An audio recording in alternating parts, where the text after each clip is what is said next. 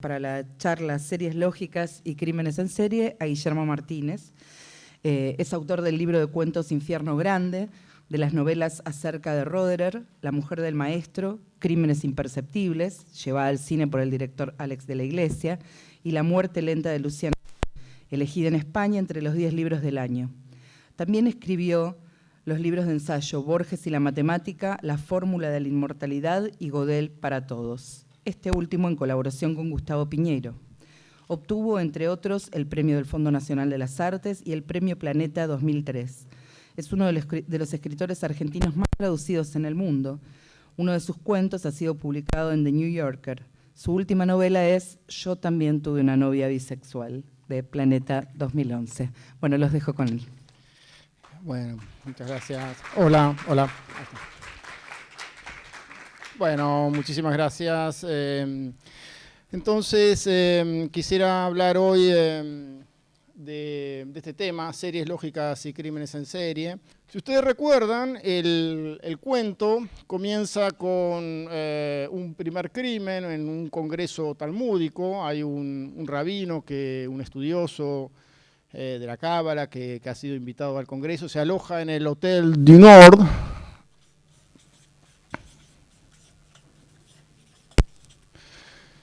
Y digamos, la noche del 3 de diciembre aparece asesinado. Por supuesto, al empezar el relato, como en todo relato policial, hay datos que en principio parecen intercambiables, el nombre del hotel, la fecha de la muerte, y que el lector lee en una especie de estado inicial de ingenuidad, porque no sabe que latente en esos datos ya hay alguna información que tiene que ver con lo que luego será importante, ¿no es cierto? Entonces acuden a este hotel los dos detectives del caso, como siempre o casi siempre en la novela policial, hay un detective del orden de lo fáctico, el detective del policía oficial, el comisario Treviranus en este caso, junto con el detective del orden ficcional, Lönnrot, y tienen una discusión más o menos en los términos de que para el comisario la solución es del orden de lo prosaico, hay un ladrón que entró con otros propósitos y por equivocación mató al rabino, mientras que Lönnrot dice que, bueno, que si hay un crimen rabínico a él le interesaría ponerse a estudiar los textos que tienen que ver con la tradición hebrea, etc. Y entonces se abren así dos líneas de investigación, pasa el tiempo y el 3 de enero, en los que se dice en el cuento en los suburbios occidentales,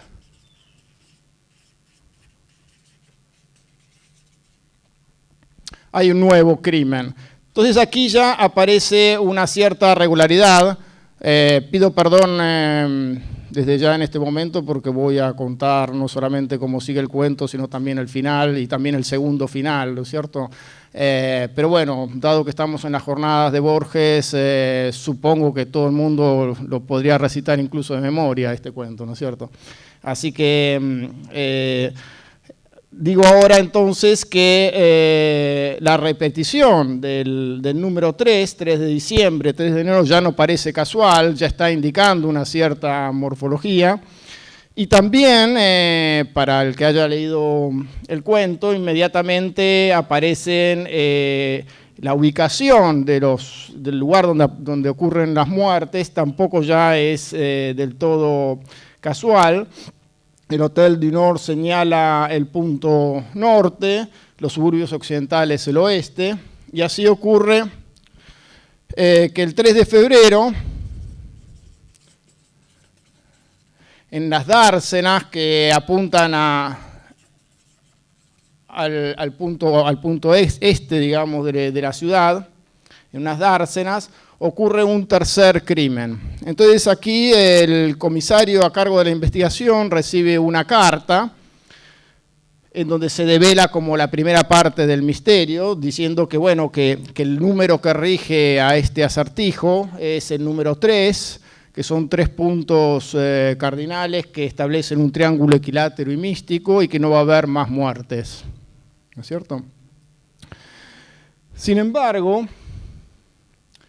el detective del orden de lo ficcional no queda satisfecho con esta explicación e infiere de estas 3 primeras muertes un cuarto punto, ¿no es cierto? Dice con la ayuda de, creo que dice de la regla del compás o algo por el estilo, una ayuda un poco excesiva, digamos, pero establece un cuarto punto que es el punto sur de la ciudad, sobre el mapa de la ciudad, y va hacia allí el día que corresponde, digamos el 3 de marzo, porque infiere que se va a cometer allí el cuarto crimen que terminará por cerrar la figura.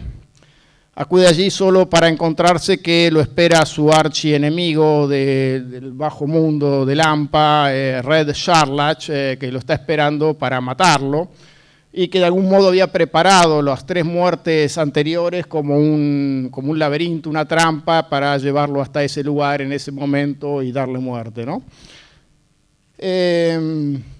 Entonces, bueno, este sería como el primer final del cuento, el hecho de que el detective al averiguar, al desentrañar el enigma, encuentra su propia muerte y se convierte en la víctima. Solo que antes del disparo, Lenroth, casi como una especie de desafío, de bravata, le dice a su asesino que él conoce de un laberinto, que a este laberinto o a esta trampa le sobran líneas y que él conoce uno que es de una línea recta, única. Es interesante, sin señal. Wow. ¿No? ¿Tenemos señal? Ah. Laura ahí. Perdón.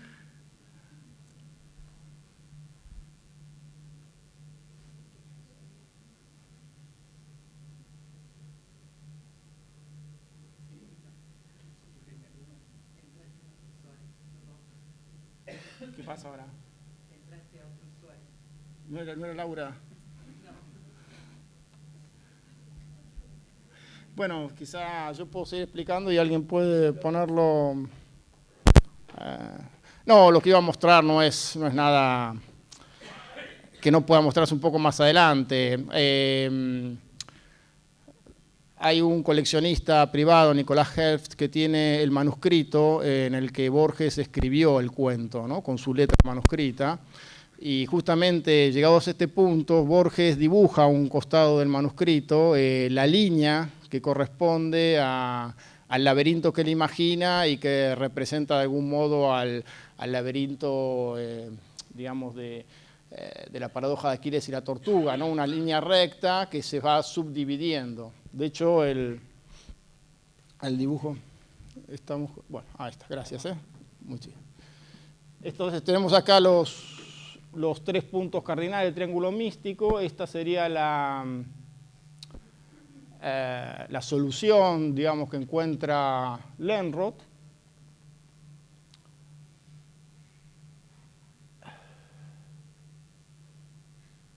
Bueno, y acá evidentemente tengo yo un problema porque no me aparece el... Bueno.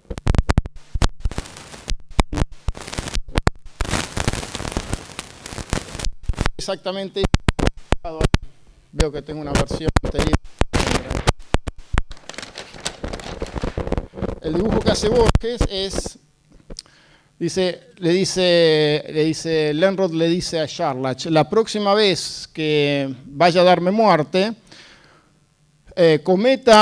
finja un primer crimen en A, luego otro en B a 8 kilómetros de A, luego un tercero en C a mitad de camino entre A y B. Y luego un cuarto, y luego espéreme para reproducir la situación original, espéreme en D a mitad de camino entre A y C. Sería exactamente ese gráfico.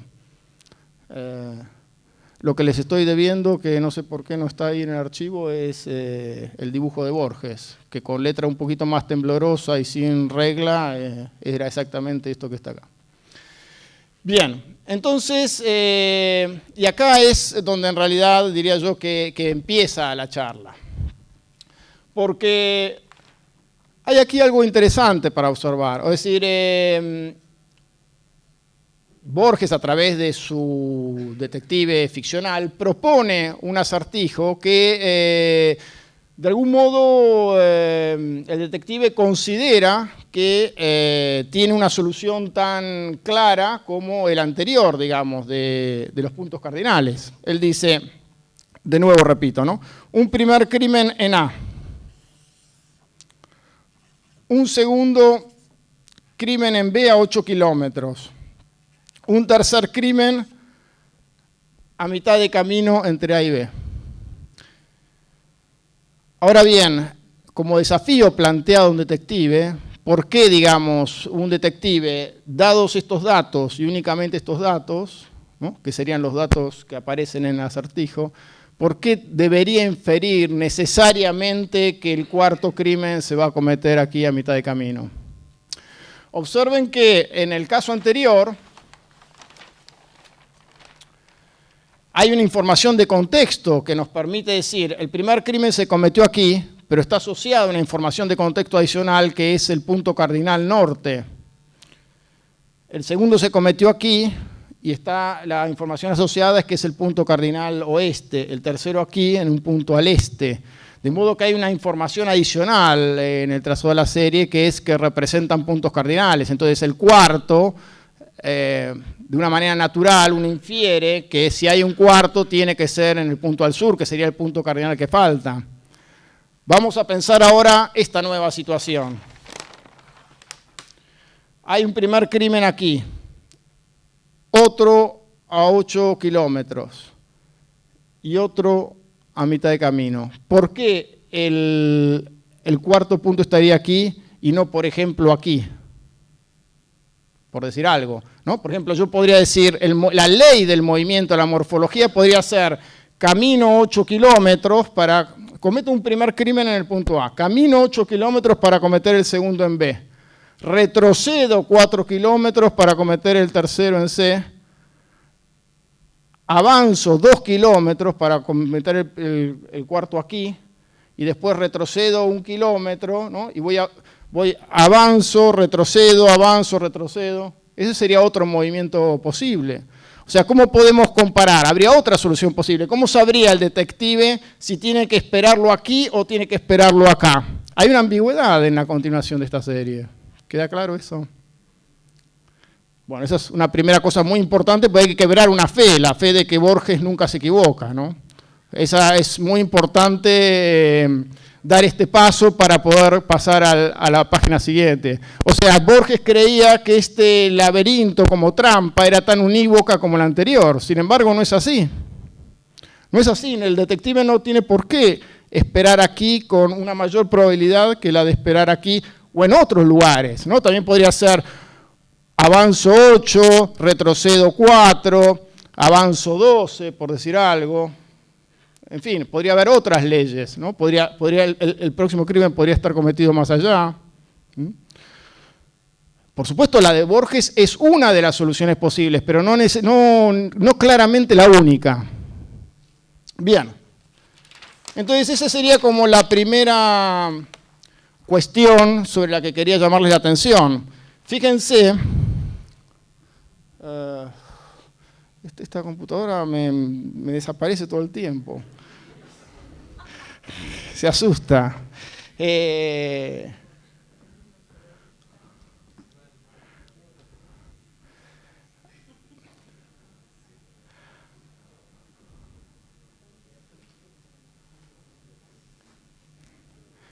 No lo dejan a uno ser moderno, ¿te das cuenta?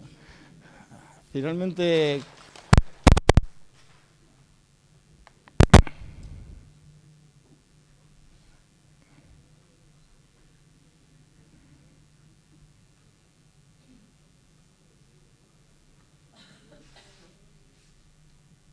Muy bien. Entonces,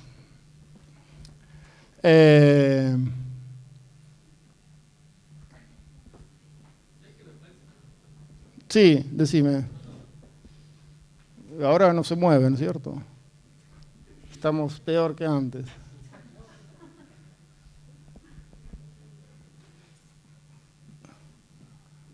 No sé por qué no se mueve. Apareció esto que no... Y quiero pasar a la siguiente. Ahí está. Bueno, a ver. Ahí. Bueno, esta es la otra situación que quería comentarles. Fíjense, si nosotros en la situación original que plantea Borges, quitamos la información de contexto de que se trata de puntos cardinales y nos quedamos solamente con las letras A, B, C, aparecen otras soluciones posibles. Por ejemplo, ir a D' y luego a E', es decir, hacer algo así como una circunferencia alrededor del primer punto. Sería otra solución perfectamente posible. Lo que ocurre es que no la consideramos porque tenemos suficiente información adicional de contexto para inclinarnos por el otro punto. Bien, entonces esa era la primera cuestión sobre la que quería llamarles la atención, que es que la continuación de una serie lógica no necesariamente es única. Voy a dar otro ejemplo. Cuando yo tuve que pensar en mi propia novela sobre crímenes en series, que es Crímenes Imperceptibles, también quise de algún modo dar una pequeña primera aproximación o una lección informal, digamos, sobre series lógicas a los lectores. Y entonces se me ocurrió una serie que, bueno, para los que miran Los Simpson no tendrá ningún secreto, que es esta serie, M, corazón sobre la línea y el número 8. Creo que la cuestión es cada tanto hacer algo aquí, ¿no? Para que no se borre. Entonces vamos a simular que hacemos algo importante. Entonces, M, corazón 8, ¿y cuál sería el próximo símbolo? ¿No? Esa sería la primera pregunta que le plantea el profesor al estudiante de matemática. Y lo que le dice como ayuda es que no tiene que pensar necesariamente en ninguna atribución de significado, que no trate de asignarle a los símbolos el significado obvio, ¿no? Que no piense que esta es la letra M, que esto es un corazón verdaderamente, o que este es el número 8, que trate de verlos más bien como figuras, ¿no es cierto? Bueno, y el estudiante se esfuerza por pensar así y llega a una solución que es, al mirarlo solamente como figuras del orden de lo gráfico, como figuras sobre el pizarrón, digamos, o sobre la pantalla, lo que advierte, la regularidad que advierte es que todas tienen simetría vertical, ¿no es cierto? Entonces, al hacer esto, aparece con claridad que en realidad la M es el 1 enfrentado al espejo, el corazón sobre la línea en realidad es el número 2 enfrentado al espejo, y el 8 en realidad es el número 3 enfrentado al espejo. Por lo tanto, la continuación correcta sería un número 4 enfrentado al espejo, ¿no es cierto? Algo de este estilo. Sería una continuación correcta.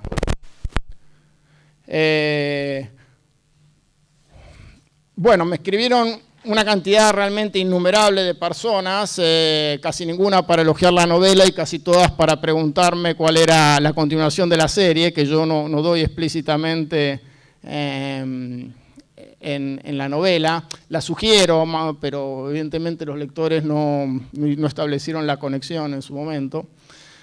Y una persona, algo muy interesante, me dijo lo siguiente. Me escribió con una persona que no es matemático, nada por el estilo. Me dice, bueno, vamos a mirar otra vez las figuras, ¿ok?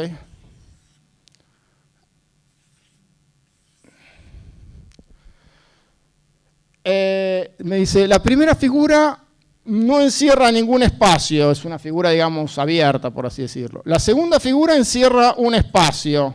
La tercera figura encierra 2 espacios. Por lo tanto, cualquier figura que encierre 3 espacios es una solución posible. Impecable, ¿no es cierto? O sea, es también una posibilidad. Se corresponde totalmente con lo que está planteado. O sea, ningún espacio se encierra aquí, las líneas no encierran ningún espacio, aquí encierran 1, aquí encierran 2 y aquí 3. A la vez, uno acepta que es correcta la solución, y entonces pero da la sensación de que no es del todo la solución ajustada a las hipótesis, porque digamos, si uno quisiera apuntar a algo de este tipo, ¿por qué, por ejemplo, el corazón acá estaría sobre una línea? De las 2 soluciones, la primera parece, de algún modo, usar todo lo que había que usar, ¿no es cierto? Y nada más que lo que había que usar. En cambio, esta parece como una solución un poquito menos elegante, por decirlo de algún modo, ¿no? Se alcanza a ver esa diferencia. Es una diferencia estética. Ningún profesor podría rechazar esta solución, ¿no es cierto? Sin embargo, sentimos de algún modo que en esta solución hay como es, por ejemplo, bien. Entonces aparece una pregunta.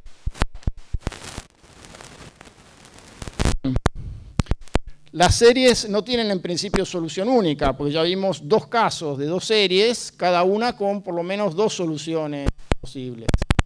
Pero quizás hay una manera de discernir entre las soluciones cuál es la estéticamente más agradable, esto tiene una importancia también para el caso de los crímenes en serie, ¿no es cierto? Porque si hay una persona que está cometiendo crímenes con cierto patrón, a la policía le gustaría que, digamos, que hubiera suficiente unicidad en la solución para poder atrapar al asesino, para poder anticipar el próximo crimen, ¿no es cierto?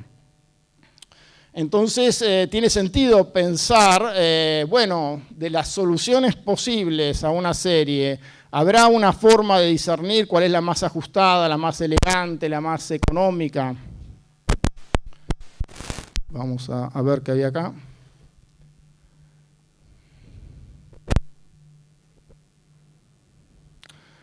Bueno,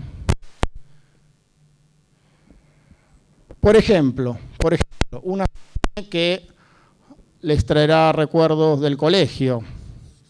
2, 4, 8, 16, ¿qué dirían a continuación? 32, no habría nadie que dijera, digamos, 31, por ejemplo, ¿no? Si alguien dijera 31, el profesor se correría a aplazarlo, ¿no? Posiblemente, y le recordaría la tabla del 2, etcétera, para humillación. Bueno, sin embargo, pensemos las cosas, o sea, para obtener 32 es claro que se está usando como regla interna, como morfología, multiplicar por 2, ¿no? Multiplicar en cada paso por 2. Multiplico por 2, obtengo 4, multiplico por 2, obtengo 8, etc. Sin embargo, miremos esta situación. Y aquí les pido, es la parte interactiva, para los que quieran, que es hacer los dibujos con un lápiz y un papel. Son dibujos muy sencillos, pero es la mejor manera de convencerse de que lo que estamos haciendo no es un truco, digamos. Yo lo voy a ir haciendo, ustedes me van a ir corrigiendo en todo caso, pero... Tomamos un círculo y lo dividimos, escribimos 2 puntos y escribimos la línea que une esos 2 puntos. Tenemos así el número 2 sectores quedó dividido el círculo. Ahora otro círculo y escribimos 3 puntos, no necesariamente equidistantes, no estamos pensando en nada regular necesariamente. Y escribimos todas las líneas que unen esos 3 puntos. Entonces tenemos 1, 2, 3, 4 sectores. Entonces aquí podemos tener, al 2 le asociamos este, al 4 este. Lo hacemos una vez más.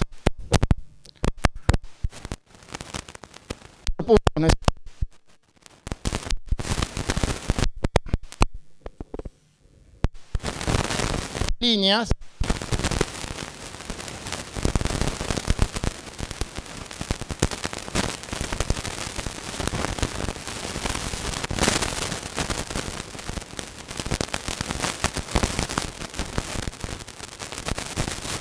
lo menos en...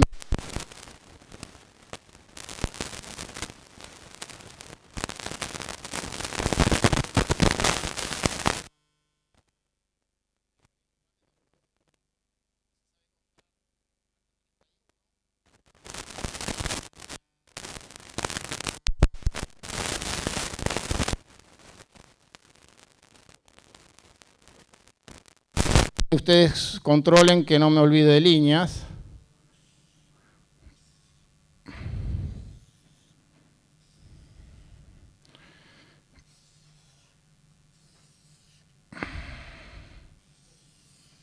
¿Ya estamos?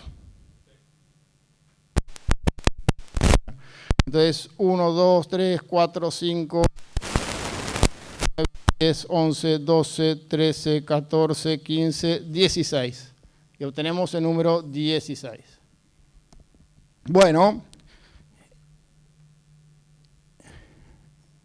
hasta ahí es lo que hicimos. ¿Lo ven? ¿Están haciendo el caso siguiente? Ese es el caso siguiente. Y el caso siguiente, curiosamente, ¿quieren que lo hagamos o es suficiente? El caso siguiente da 31. Es decir, para cuando llegamos, digamos, al quinto caso, en vez del número 32 obtenemos el 31.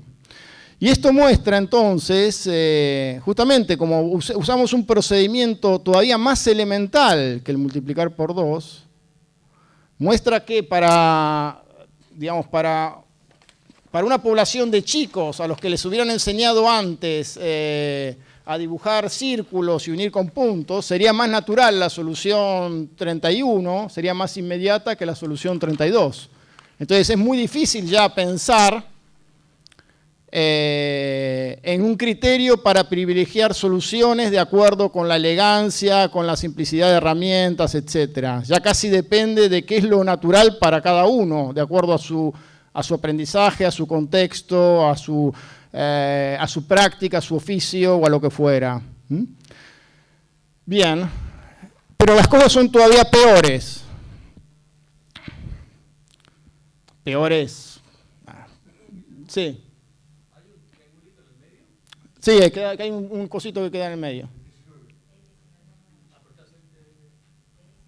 Sí, 19. Lo pueden hacer, lo pueden hacer porque cuesta convencerse. Bueno, quiere decir entonces que tenemos, como dije, tenemos dos soluciones.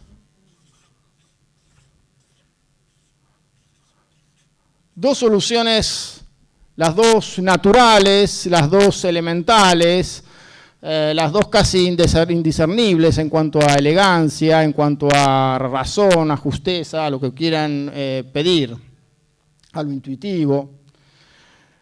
Pero, sin embargo, como digo, las cosas son todavía peores, porque en realidad, si uno tiene la serie, por ejemplo, 2, 4, 8, pensemos una serie de 3 números, que es lo que habitual ¿no? Cuando se da a la gente series lógicas, cuando se dan test de inteligencia, de personalidad, ¿no? En general se dan 3 símbolos y se pide inferir el cuarto. Bueno, tenemos los números 2, 4, 8 y en realidad lo que ocurre es que uno puede poner a continuación cualquier número D y darle sentido a una serie que en el primer término valga 2, en el segundo 4, en el tercero 8 y en el cuarto D. Cualquiera sea, este puede ser el número 2007, como digo en la novela, el 44, puede ser un número primo, puede ser pi, lo que ustedes quieran, se le puede dar sentido. Como bueno, eso es algo que excede, digamos, la parte literaria de esta charla. La sucesión 2, 4, 8 puede continuarse con cualquier número D.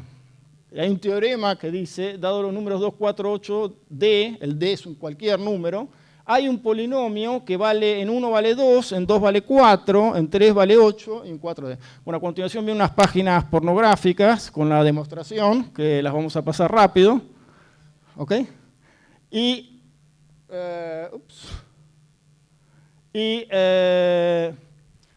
el polinomio es este que se ve acá. el polinomio es, si tuviera, bueno, usted lo ve, ¿no es cierto? 1/6 de menos 14 más 90 menos 6d x cuadrado más 11d menos 160x más 96 menos 6d. Es decir, ustedes me dan el número d que se les ocurra, se hace esa cuenta y se llega al polinomio que vale en 1 vale 2, en 2 vale 4, en 3 vale 8. Ejemplo, ¿no? Si ustedes quieren que la serie se continúe con el número 15, 2, 4, 8, 15, bueno, hay una razón matemática, que es el polinomio este que está aquí, 1/6 de x al cubo más 5x más 6, que vale, en 1 vale 2, pueden hacer la cuenta, en 2 vale 4, en 3 vale 8, y en 4, en vez de valer 16, como indicarían las buenas costumbres, vale 15. ¿Ok? Bueno, entonces eso de algún modo liquida una cantidad de cuestiones que tienen que ver con las series lógicas. Entonces ahora no hacemos ninguna cuenta más y solamente vamos a mirar algunas de las consecuencias. Bueno, una primera consecuencia un poco devastadora para las novelas sobre crímenes en serie es que no puede aspirarse a acertar con la continuación de una serie de crímenes porque no existe nada como la continuación. Es decir, todas las películas de crímenes en serie, las novelas de crímenes en serie están basadas en una especie de superstición que es justamente que la solución va a ser única. Lo único que existe es la posibilidad, la esperanza de coincidir con el asesino en la solución en que el asesino está pensando. ¿Se dan cuenta de esto? O sea, el asesino tiene pensado un patrón, una cierta morfología, y el detective lo único que puede aspirar es a que su forma de pensar coincida con la forma de pensar del asesino. Esto es algo interesante que Borges utiliza muy bien de una manera original en el cuento La muerte y la brújula. Es uno de los cuentos donde se hace uso de algo así como la estética del razonamiento del detective. El criminal, Sherlock, prepara la serie de crímenes como una trampa a sabiendas de que Lenrod va a tratar de pescar la morfología de la serie. Es decir, siembra algunas pistas que son gratas a la estética del detective. Y de ese modo lo lleva a la trampa. Es decir, sabe que Lenrod, a diferencia de Treviranus, no va a quedar conforme con la primera solución falsa, que él está pensando en el contexto, digamos, de la cábala, y que en el contexto de la cábala el número 3 ya no es 3, sino 4, porque el día se transforma en noche, entonces hay que pensar en el día siguiente. Entonces el número que rige la serie es el 4. Entonces, de algún modo, Sherlock conoce primero, sabe cómo piensa su enemigo y siembra las pistas para que su enemigo proceda de acuerdo con la serie que a él le conviene. Bueno, la segunda cuestión es la de los test de inteligencia, ¿no? Esto pone en duda también los test de inteligencia, que solo registran, en definitiva, cuando se le plantea a una población un test de inteligencia, en el fondo solo registra cuál es la solución, es la solución esperable, pero de ningún modo, por ejemplo, puede determinar o pescar los casos de gente sobredotada u original que piense en otras soluciones posibles, ¿no? En definitiva, los test de inteligencia miden de algún modo algo así como un promedio sociológico esperable en una población con ciertas características comunes.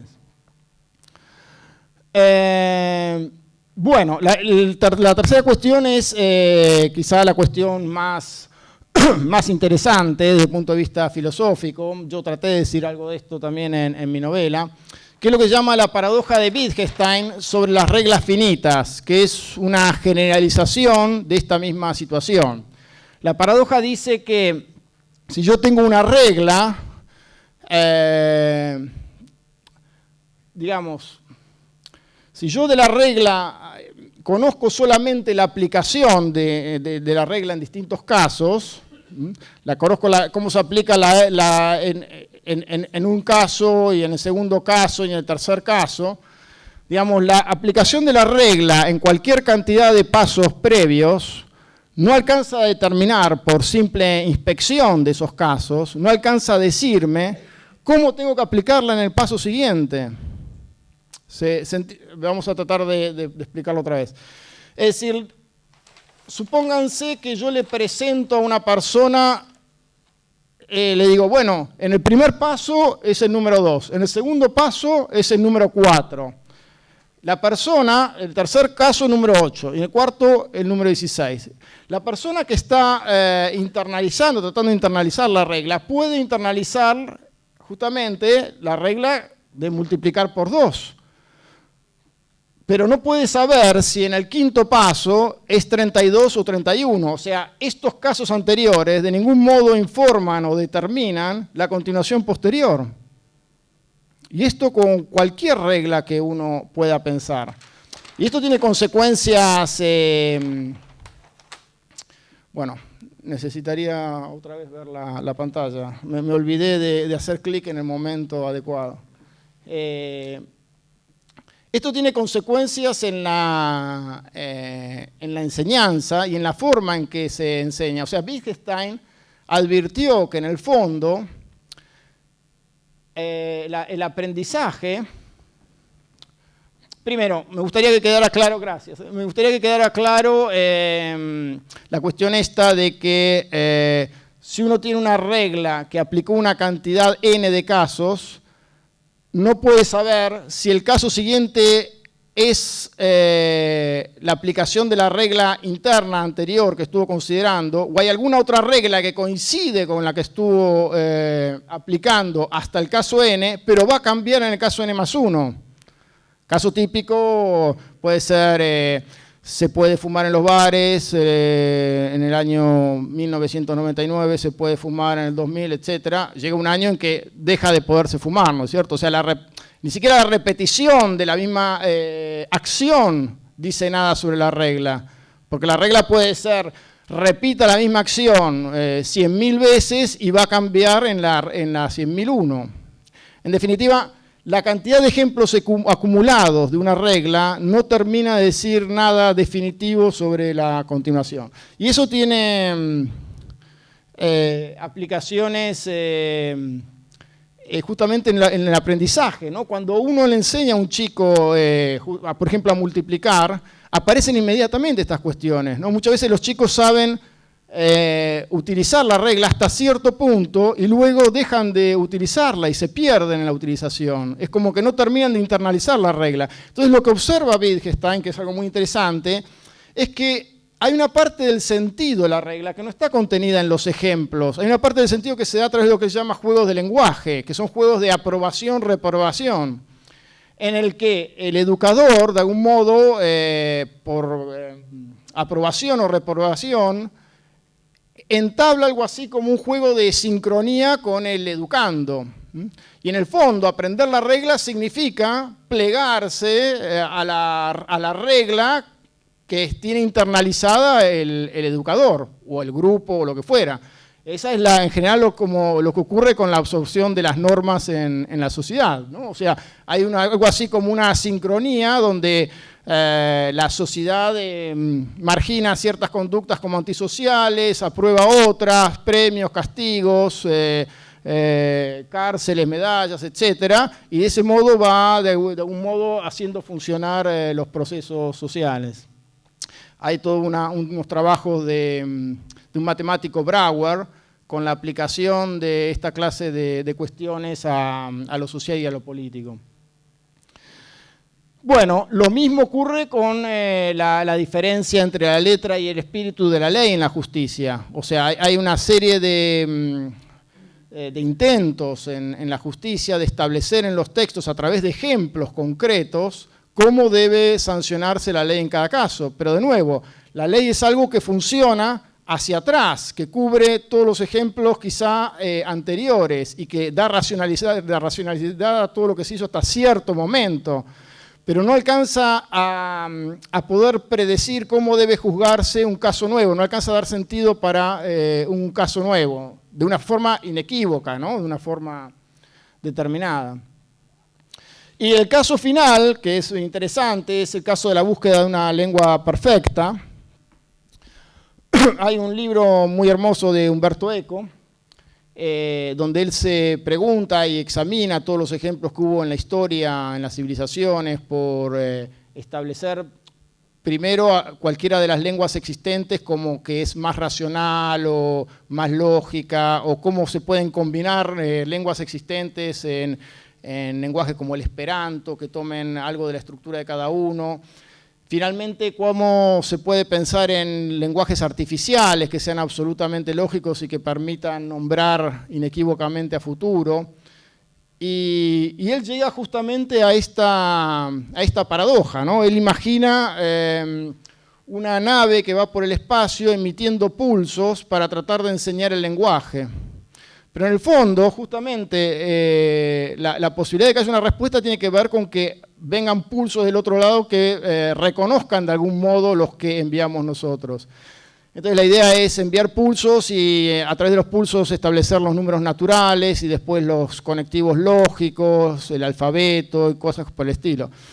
Pero de nuevo lo mismo, no sabemos cuánto, o sea, nosotros sabemos cuánto quizá utilizamos nosotros de ejemplos para formarnos la ley, pero no podemos saber qué cantidad de ejemplos necesitarían otras clases de mentes para formar el mismo sentido que nosotros queremos. Porque de nuevo, el sentido no está en los ejemplos, ¿no? O sea, el procedimiento no está en los casos de aplicación.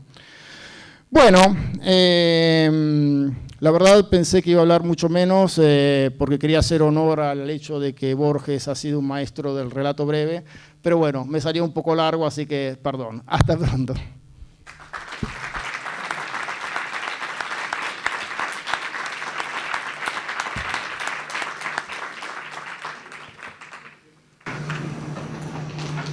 Bueno, no sé si alguien quiere hacer alguna pregunta, algún comentario. Alberto. Buenísimo. Lo que estás diciendo, pregunta y observación, se puede aplicar al método inductivo. Exactamente. Y el sol sale mañana, pero no tengo igual probabilidad, bueno, probabilidad baja de que no salga, pero no tengo una demostración de que salga, por un lado. Sí. Por otro lado, hay casos de la... Perdón, una observación ahí. De todas maneras, si uno infiere algo por inducción, puede intentar también hacer la demostración por inducción, por lo menos en matemática. Sí. Uno está tomando una serie de hechos previos y dice, bueno, confío en que mi ley es esta. Exactamente. Y la verificación, bueno, puede haber sido otra, puedo tener otro polinomio. Exactamente. Ese es el tema de hasta qué punto los fenómenos en física corresponden a una ley, porque lo que se sanciona es hasta lo observado. Entonces, de algún modo, esa parece una discusión eterna entre el determinista y el defensor de lo aleatorio, porque no hay forma de decidir eso. Esa es la última cosa que iba a decir y que no dije, porque la computadora no me ayuda mucho. Pero es el hecho de que si uno mira una sucesión finita de números, no puede decidir si esos números fueron dados al azar o no. Justamente porque para cada sucesión finita tengo una ley que muestra, o sea, a pesar de que fui a la ruleta y sé que los números salieron de la ruleta, al final de la noche, esos números que fueron obtenidos de manera aleatoria responden a una ley que es este polinomio. Por lo tanto, un físico que observa durante toda la historia de la humanidad hechos que parecen regulares tampoco puede decir que realmente lo sean, ¿no? O que no formen parte de una especie de primera cadena racional que luego se va a alterar de una forma aleatoria. Sin embargo, hay esa cosa medio visceral que te hace decir 32 en vez de 31, se aplicó en algunos casos de la física y funcionó. Totalmente, sí. Hay un caso muy hermoso que vos contaste una vez, ¿no? Con el hallazgo de un planeta. Claro, ese o el mismo, o si no el de la relatividad general, digamos. Tiene que elegir la conexión entre curvatura y gravedad y elige la más sencilla. Sí. El 32 acá sería como una especie de más sencillo intuitivo. pero no necesariamente es el obligado. Claro, intuitivo para el que sabe la tabla del 2, claro. Para un chico, el 31 sería más intuitivo, diría yo. Sí, para Einstein el más intuitivo era la curvatura más sencilla. Sí. Pero no había una razón para elegir esa. Eligió esa y anduvo bien. No, por supuesto, estas son cosas que son más bien, no digo que, yo creo que en la realidad están representadas las dos tipos de complejidades, ¿no? La regularidad más sencilla y más obvia y también complejidades que todavía no conocemos directamente porque, bueno, todavía no se han revelado del todo. No estoy diciendo que en todos los fenómenos la solución sencilla va a ser la falsa, porque eso no es así, ¿no? Sino que no hay posibilidad de determinar unívocamente en general la solución. Iván, allá. Sí, una observación en cuanto a Borges y dos preguntitas breves. La observación en cuanto a Borges es que de la misma forma que en los 4 puntos cardinales hay informaciones complementarias, Sí. en la historia de la línea Sí. se dice espérenme aquí. Es decir, Borges sabe que tiene que decir espérenme, porque de lo contrario se va a perder. No, bueno, pero la idea de contexto que está ahí es, planteado este acertijo, la solución es el punto entre A y C.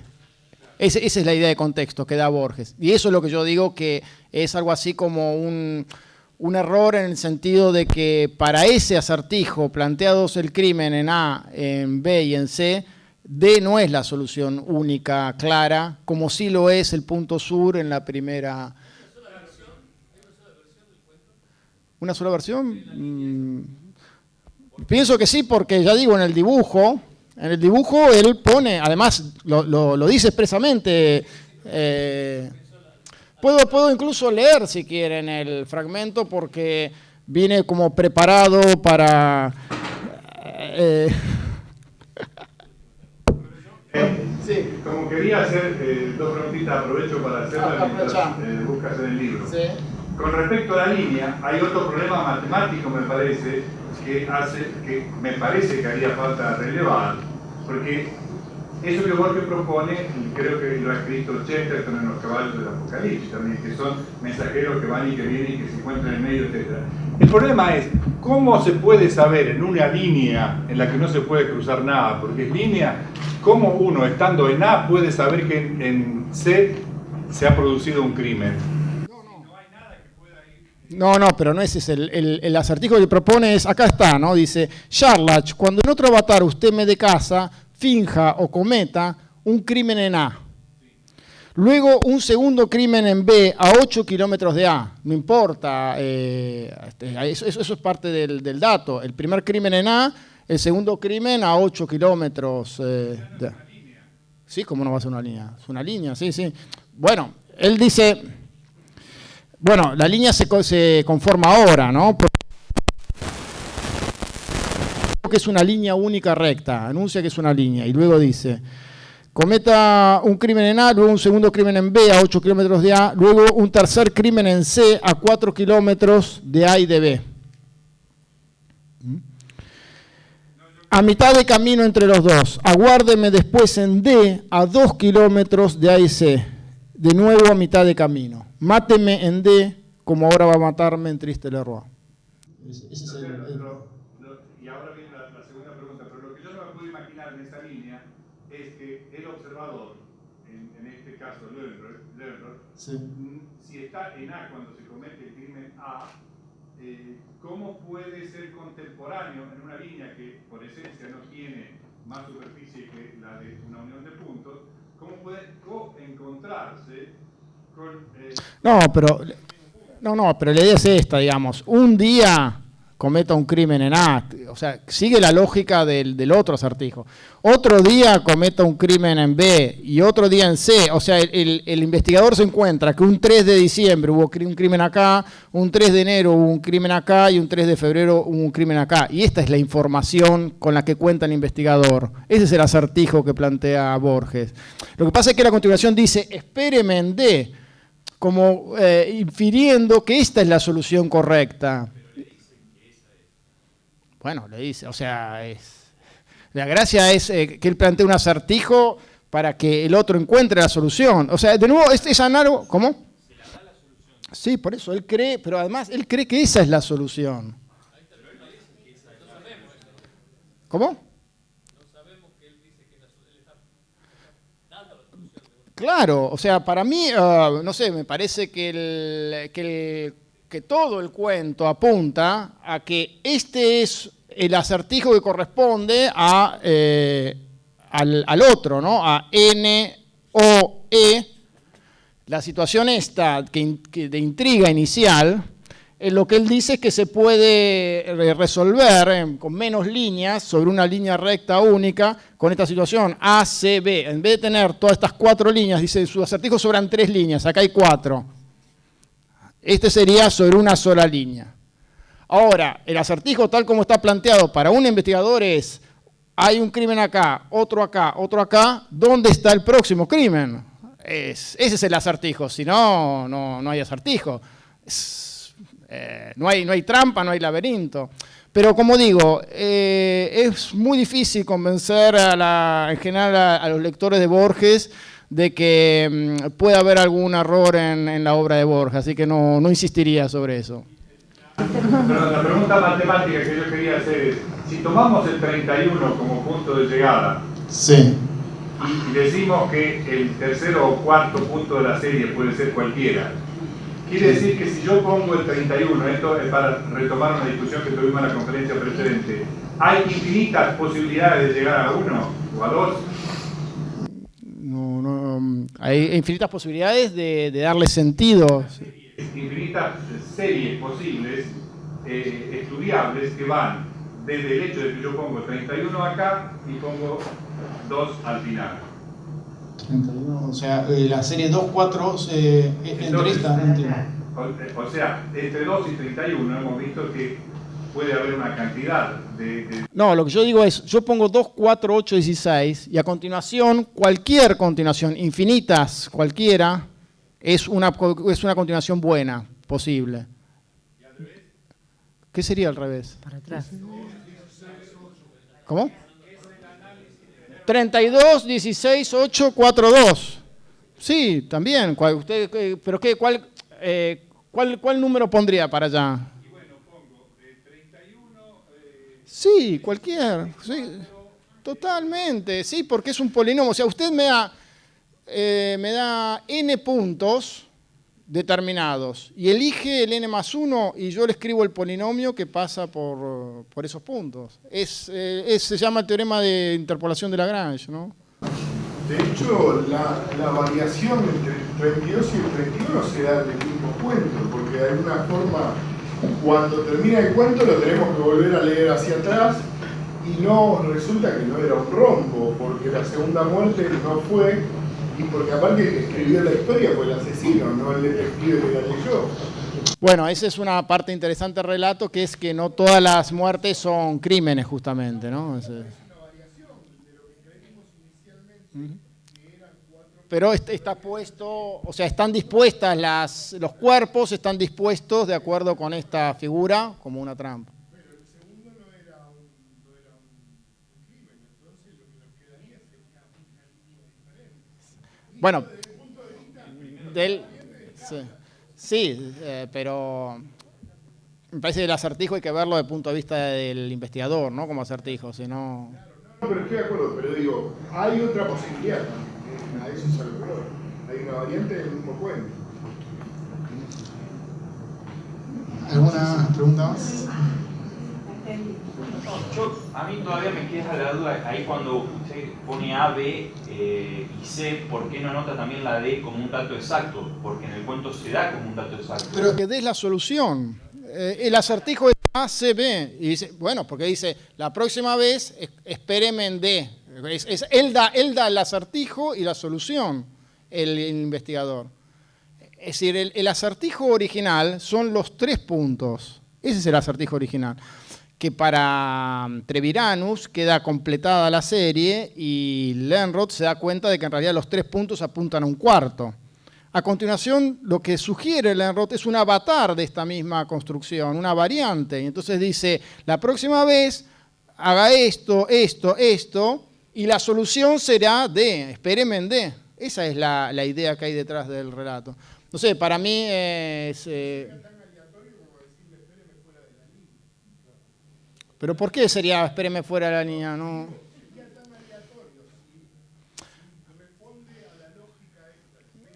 Lo que pasa es que no hay un D tan claro, eso es lo que voy, ¿no? Eso es lo que traté de decir.